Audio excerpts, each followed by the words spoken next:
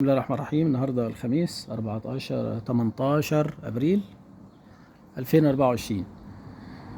اللي قدامنا دي شجرة مانجا في مرحلة تزهير وعقد. يعني ايه في مرحلة تزهير؟ يعني في بعض الشماريخ زي ما احنا شايفين في مرحلة التزهير، وفي بعض اخر حصل فيه العقد زي كده اهو.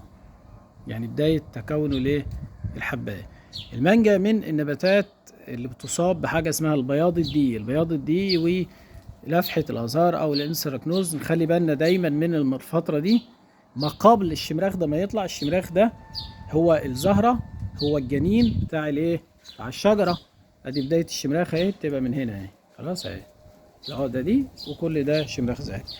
الجنين ده قبل ما يطلع لازم نكون احنا نظفنا او طهرنا غرفة العمليات. يعني المفروض ان الرش اللي انا هذكره دلوقتي لازوكسستروبين، بريبوكونازول، ديفاينوكونازول، سوفينات مصيل، كل مره بنرش بماده فعاله معينه عشان الفطر ما يكونش برضه مناعه. الحشره بتكون مناعه ذاتيه ضد المبيد اللي هيترش اكتر من مره، والفطر نفس القصه برضه كذلك. المواد اللي احنا ذكرناها دي المفروض ان انا مع بدايه تفتح الشماريخ الزهريه يكون انا رشيت بيها كل اسبوع او كل 10 ايام، بغير الماده الفعاله. يعني ما ينفعش انا اول ما يطلع عندي الشمراخ الزهري افضل ارش سوفينات مصيل. تيجي تستخدم تاني سوفينات المصيل، هتلاقي ان الفطر كون مناعه واصبح عندك برضو الاصابه موجوده. يبقى لازم نغير الماده الفعاله سواء انا برش حشري او فطري. ده حاجه اساسيه يا جماعه.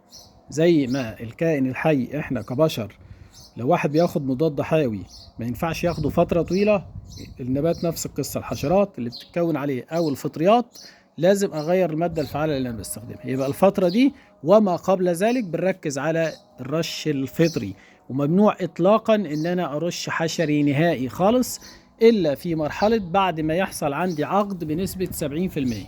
ده العقد اهو اللي احنا شايفينه اهو، الحبوب الصغيره دي. بعد ما يحصل عندي عقد بنسبة 70% من الإجمالي أبتدي أرش حشري عشان خاطر لا تصاب الثمرة الجميلة الصغيرة دي بالتريبس. خلاص، أعراض التريبس بتبقى فيه تشوه في الثمرة. لو جبنا وكبرنا الصورة أو جبنا حاجة مكبرة هنلاقي فيه تشوه في الثمرة، وفي عنق الثمرة بيخلي الثمرة تصعد برضو إصابة التريبس. إلى جانب البياض دي يخلي الثمرة تصعد، الانسراكنوز يخلي الثمرة تصعد.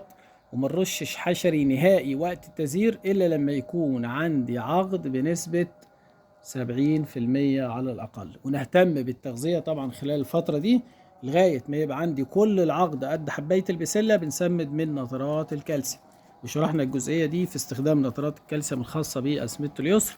وقلنا الجرعات اللي بتتحط للنبات مرة في الأسبوع حسب حجم الشجر. يبقى نركز الفترة دي على الرش الفطري وما قبل خروج الشماريخ الزهرية. ده شيء مهم جدا جدا جدا عشان ما تصابش عندك بلفحة الأزهار وما تصابش عندك بالبياض الدقيقي.